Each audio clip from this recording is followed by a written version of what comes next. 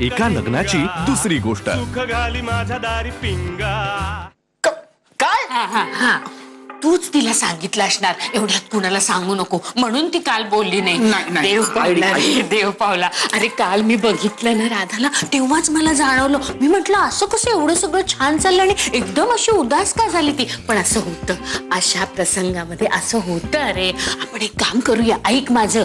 तिला आधी आपण एका गायनेकोलॉजिस्टकडे घेऊन जाऊया, सगळं कन्फर्म करू आणि मग घरात सगळ्यांना सांगू. आयडी 1 मिनिट, तू वाटेल ते बोलतेस. हे बघ असं काही नाही होऊ शकत. नाही होऊ शकत म्हणजे अगं नाही होऊ शकत म्हणजे बस तू बस. तू काय बोलतोय? इकडे बस. नाही होऊ शकत म्हणजे आमचं तसं काही प्लॅनिंग नाही ना अजून, म्हणून. मग काल अचानक राधा एवढी अपसेट का झाली? भांडलास तिच्याशी? हो. खना या खेपेला खूप मोठं भांडण झालं का? नाही मोठं नाही हे गैरसमज झाला छोटासा. काय तिची चूक नाही, माझा गैरसमज झाला आणि मी तिला बोललो, मग ती रुसली आणि म्हणून ती.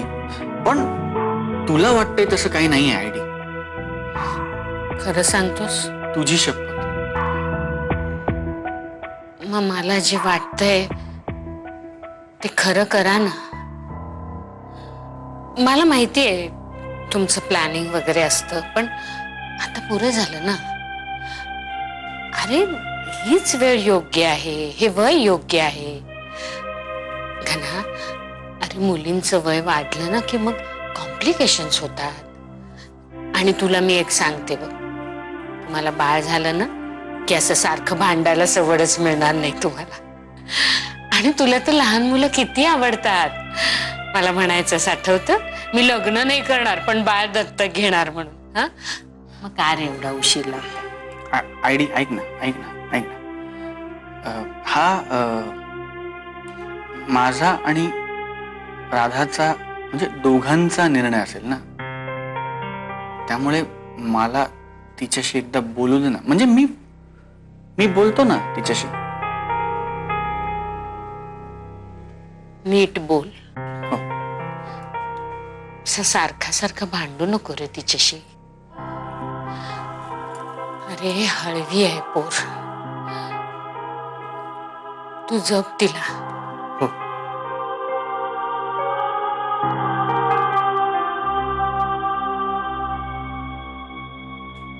आयडी काय रे? तू पण नको ना इतकी स्वप्न बघू सारखी.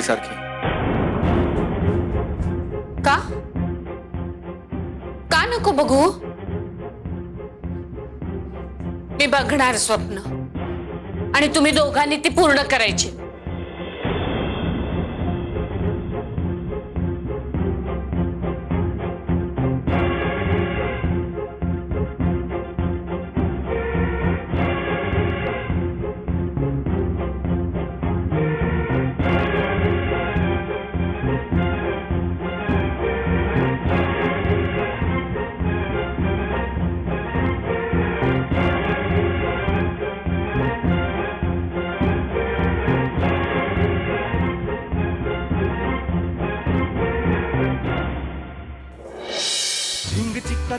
एका लग्नाची दुसरी गोष्ट.